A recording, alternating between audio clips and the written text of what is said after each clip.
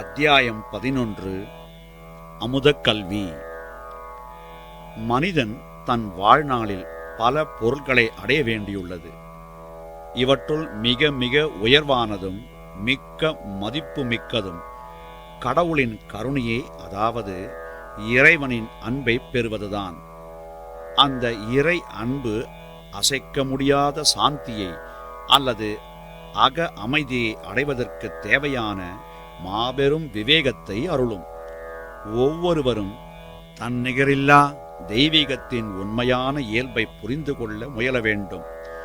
ஆனால் மனிதன் தன் முயற்சியில் ஆரம்ப நிலையில் தோன்றாத பூரணத்தின் அற்புதத்தை புரிந்து கொள்ள முடியாதது என்பது உண்மையே. முதலில் ஒரு வடிவமும் சில குணங்களும் அதற்கு அளித்தால்தான் அதை தன் அறிவு நிலைக்குள் கொண்டு வர முடியும். அதன் பின் அவன் படிப்படியாக அதை அந்த தெய்வீக ஆற்றலின் இரக்கம் எனக் கொண்டு தன் இதயத்தில் எழுந்தருள்விக்க முயல வேண்டும். இந்த முயற்சியில் வெற்றி பெறும் எண்ணத்துடன் ஈடுபடும் நபர் குறிக்கோளை அடையும் உரிமை பெற்ற வெறும் தனி நபர் அல்ல. அவர் சேவை மனப்பான்மையை வளர்த்து கொள்ளக்கூடியவராகவும் மக்களின் நன்றியை பெற்றுத்தரும் நற்செயல்களில் ஈடுபடக்கூடியவராகவும் இருக்க வேண்டும். இப்படி இருந்தால்தான் சித்தத்தின் பல நிலைகளை சுத்தி செய்யும் பணியை நிறைவேற்ற முடியும். ஆன்மீக வெற்றியை அடைவதற்குரிய தகுதியுள்ள அடியவராக மாற முடியும். சந்நியாசம் அல்லது துறவு என்பது வெறுமனே வாழ்வின் 4வது ஆசிரமத்தையும் அதன் பொறுப்புகளையும் கடமைகளையும் ஏற்றுக்கொண்டு உலக தொடர்பை அறுத்துவிட்டு கானகம் சென்று யோகிகளுக்குரிய தவ வாழ்வை மேற்கொள்வது எனும் பொருளில் அல்ல. சந்நியாசிகள் மக்களிடையே செல்ல வேண்டும். அவர்களது இன்ப துன்பங்களை அறிந்து கொள்ள வேண்டும். அவர்களுக்கு மிகவும் தேவைப்படும் அறிவுரைகளை பகன்று அவர்களது ஆர்வத்தை எழுப்ப வேண்டும். துறவிகள் செய்ய வேண்டிய பணி இது. சந்நியாசியை மீன் இனத்துக்கு ஒப்பிடலாம். மீன் ஏரியின் அடித்தளத்தை சுற்றி அலைகிறது. அது ஓர் இடத்தில் நிலையாக இருப்பதில்லை. அப்படி அலையும் போது அது புழுக்களையும் பூச்சிகளின் முட்டைகளையும் தின்கிறது. இதனால் தண்ணீர் சுத்தமாகிறது.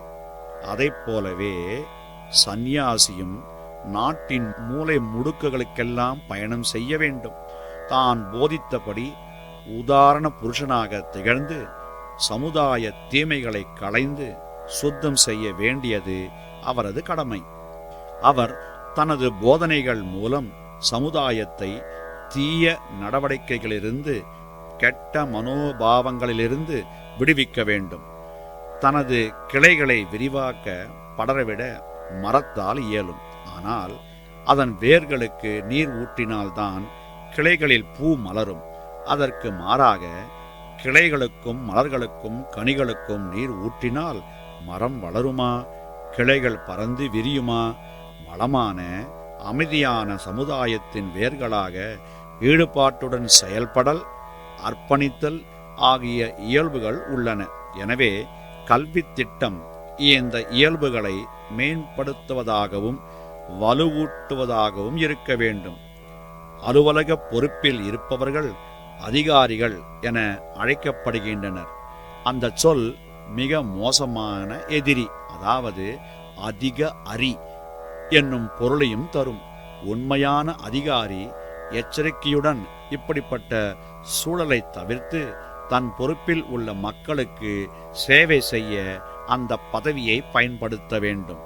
பண்டைய நாட்களில் ஏதாவது ஒரு பகுதியில் உள்ள மக்கள் பயம் அல்லது கவலையில் மூழ்கிவிட்டால், அல்லது இன்பமும் திருப்தியும் தரும் மூலதனங்கள் வறண்டுவிட்டால், அந்த பகுதியில் உள்ள ஆலய வழிபாடுகள் செய்யப்படவில்லை அல்லது ஆலய வழிபாட்டில் குறைபாடுகள் இருந்தன, எனவே இப்பெருந்துன்பம் ஏற்பட்டது என்று கருதினர்.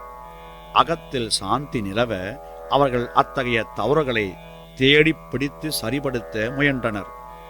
இந்த வழிகள் மூலம் நெருக்கடியை கட்டுப்படுத்த முடியும் என்று அவர்கள் நம்பினர். அப்படிப்பட்ட செயல்கள் இப்போது மூட்டை கட்டப்பட்டு மூட நம்பிக்கை எனும் முத்திரை குத்தப்பட்டு மூலையில் போடப்படுகிறது. ஆனால் இது மூட நம்பிக்கையே அல்ல. நவீன விஞ்ஞானிகள் இந்த முக்கிய பிரச்சனைகளை கண்டுகொள்ளாத அளவுக்கு அவர்களது அறிவு திறமை குறைந்துள்ளது. தற்கால கல்வியின் முன்னேற்றத்தால் ஏற்பட்ட ஆரம்ப நிலை குழப்பம் இது. ஆன்றோர்கள் அதி உயர்வான சத்தியத்தின் மதிப்பை சொந்த அனுபவத்தில் உணர்ந்த பிறகே அதை மனத்தில் பதித்தனர். நவீன காலத்தினர் அவர்களது கண்டுபிடிப்புகளை அறவே ஒதுக்குகின்றனர்.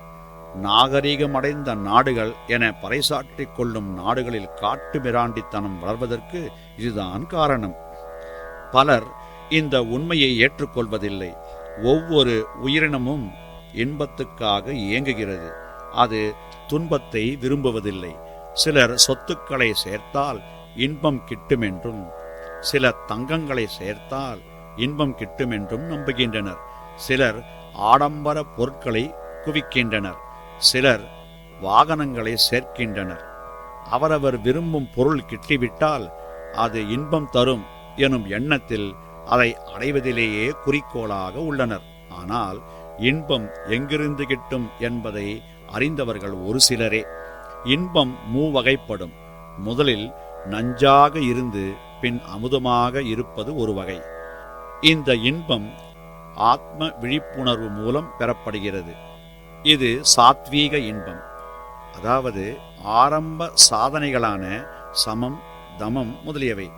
முதலில் மகிழ்ச்சி அற்றதாக, போராட்டம், கடும் முயற்சி உடையதாக இருக்கும். அப்போது அதன் விளைவு கசப்பாக இருக்கலாம். யோக வாசிஷ்டத்தில் வசிஷ்ட மகரிஷி, ஓ ராமா, எல்லையிலா கடலை குடித்து வறட்சியாக்குவது மிகவும் சுலபம். பிரம்மாண்டமான சுமேரு மலையை பூமியிலிருந்து வேருடன் எளிதில் எடுத்துவிட முடியும். விண்ணை முட்டும் பெருந்தீச்சுடரை மிக்க சுலபமாக விழுங்கிவிட முடியும். ஆனால் மனத்தை கட்டுப்படுத்துவது இவை அனைத்தையும் விட மிகவும் கடினமானது என கூறியிருக்கிறார். எனவே ஒருவர் வெற்றிகரமான மனதை கட்டுப்படுத்திவிட்டால் அவருக்கு ஆத்ம விழிப்புணர்வு கிட்டிவிடும். இந்த வெற்றி கிட்டுவதற்கு பல கஷ்டங்களையும் பல இழப்புகளையும் ஏற்றுக்கொள்ள வேண்டும். அதன்பின் அவர் அடையும் ஆனந்தம் அதி உன்னதமான வகையை சேர்ந்ததாக இருக்கும். சகலவிதமான சாதனைகளின் விளைவாக ஒருவர் சலனமில்லா அறிவில் நிலையான முழுமையான சமத்துவ மனோபாவத்தில், அதாவது நிர்விகல்ப சமாதியில் நிலை பெறுகிறார். அப்போது அவரை நிரப்பும் ஆனந்தம் வர்ணனைக்கு அப்பாற்பட்டதாக இருக்கும். அழியா பேற்றை அளிக்கும் அமுதத்திற்கு நிகரான தேவபானமாக அது இருக்கும். நிர்விகல்பம் என்பதற்கு எண்ணமற்ற அறிவு நிலை என்று பொருள். பொருத்தமான சாதனை மூலம்தான் அந்த நிலையை அடைய முடியும். அது இருவகைப்படும். முதலாவது இரண்டற்ற நிலையில் அனுபவ ரீதியில் முழுமையாக மூழ்கியிருத்தல். இரண்டாவது இரட்டை எண்ணங்கள் மறையும்போது ஏற்படும் அத்வைத நிலை. முதலாவது அறிவோன், அறிவு, அறியப்படுவது ஆகிய திரிபுடி நிலைக்கு அப்பால் மனிதனை அழைத்துச் செல்வது. அப்போது அவனிடம் பிரபஞ்ச அறிவு அல்லது பிரம்ம விழிப்புணர்வு, அதாவது அத்வைத பாவனை மட்டுமே இருக்கும். மனிதனுக்கும் இறைவனுக்கும் இருப்பதாக கூறப்படும் இயல்புகள், பிரபஞ்சம், அதனுள் அடங்கியவை ஆகியவற்றை உள் அடங்கியுள்ள அந்த ஒன்றில் லயமாகும் போது இரண்டாவது நிலை அடையப்படுகிறது. அதாவது இது அத்வைத ஸ்தாயி அல்லது அத்வைத அவஸ்தையாகும். இன்னொரு வகையான இன்பம் இருக்கிறது. இது புலன்கள் மூலமாக பெறப்படுவது. புறப்பொருள்களின் ஆதிக்கத்தால் கிட்டும் இந்த இன்பம் அமுதம் போன்று உணர்வை தொடக்கத்தில் எழுப்பும். ஆனால் காலப்போக்கில் அந்த இன்பம் கசப்பாக மாறி இன்பமற்ற நஞ்சாக மாறிவிடும். இது ரஜோகுண இயல்பாகும். மனிதன் இந்த ரஜோகுண இன்பத்திற்கு வரவேற்பளித்தால் அறம், பொருள், இன்பம், வீடு, எனும் 4 லட்சியங்களை அடைவதற்குரிய அவனது வலிமை, விழிப்புணர்வு, மதிநுட்பம், ஆர்வம் முதலியவை பலவீனம் அடைகிறது. அவனது உற்சாகம் குறைகிறது. 3வது வகை தமோகண இன்பமாகும். அது ஆரம்பம் முதல் முடிவு வரை அவனது அறிவு கூர்மையை மந்தப்படுத்துகிறது. தூக்கம், சோம்பல், தவறுகளில் அது திருப்தி அடைகிறது, இன்பம் காண்கிறது. ஆத்ம விழிப்பு உணர்வுக்கு வழிகாட்டுவதை தமோகுண நபர் அலட்சியப்படுத்துகிறான். தன் வாழ்நாள் முழுவதும் அவன் அதில் கவனம் செலுத்துவதில்லை.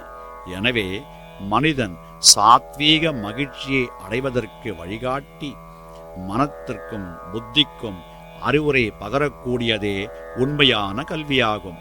ஆனால் சோர்விலா முயற்சியால் தான் அதை அடைய முடியும். இன்பத்தின் மூலம் இன்பத்தை அடைய முடியாது என்று சாஸ்திரங்கள் முழங்குகின்றன. அதாவது நசுகாத் லப்யதே சுகம், துன்பத்தை அனுபவிப்பதன் மூலம்தான் இன்பத்தை அடைய முடியும். வித்யா அல்லது கல்வி மூலம் இந்த உண்மையை புகட்டியாக வேண்டும். சத்துவ இன்பம் அளிக்கும் ஆனந்தத்தை மனிதன் உணரும்போது வித்யாவும் எளிதாக மனத்துக்கு உகந்த சுவை உடையதாக இருக்கும். மனிதர்களாக பிறந்த பின் எல்லா முயற்சிகளும் உலகை சார்ந்த பொருளியல் கல்வியை கற்பதுடன் இந்த அமிர்த வித்யாவை, அதாவது சாகாத கல்வியை பெறுவதற்கும் கற்கப்பட வேண்டும். ஏனெனில் அமிர்த வித்யாவால் தான் ஆத்மாவை வெளிப்படுத்த இயலும். மனிதன் ஆத்மானந்தத்தை அனுபவிக்கவும் உதவ முடியும்.